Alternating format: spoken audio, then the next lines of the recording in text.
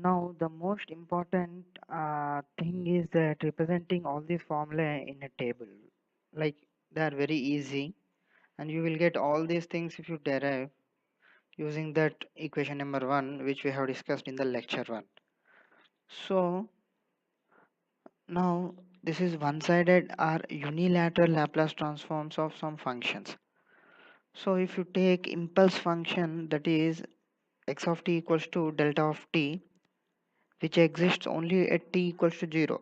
So at t equals to 0, x of s will be just 1 for any s. Okay, and that means independent of s. It is always 1 for an impulse function. And so I have presented some important functions Laplace transforms in this tabular manner. So delta of t Laplace transform is 1, and if you find ROC using that absolute integrable formula, that means in which region for which values of sigma Laplace transform is going to exist. So if you observe that, you are going to get ROC as entire S plane. Similarly for U of t it is 1 by S, and the ROC will be real of S. That means, as I said you, the ROC is defined only for sigma, that is real part of S. Real part of S should be greater than 0. Similarly for t into U of t 1 by S square, real part of S should be greater than 0 again. So here again for t square 2 by s cube, real part of s greater than 0. Now coming to the e power 18 to u of t, here you are getting 1 divided by s minus a. So the real part of s should be greater than a, coming to the ROC.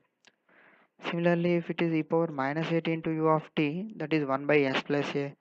So it will be greater than minus a. And then cos omega t, sin h omega t, and cos h omega t. All these ROCs will be common, that is real of s greater than 0 because they are exponential. So it will be real of s greater than 0. So you try it, okay, and verify these things.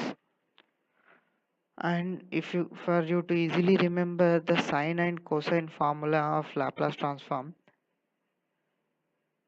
so cosine will be s divided by s square plus omega square, whereas sine it is omega by s square plus omega square. But it will be confusing, right? How to remember easily? So if you observe cosine, it is ending with s, letter s. Cos is cos, so s is the ending letter, so s will come in case of Laplace transform.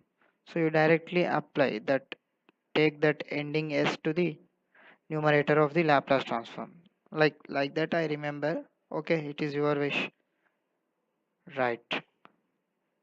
And for h omega t, that is hyperbolic functions, it will be s square minus omega square. That is the only difference. Right. Thank you.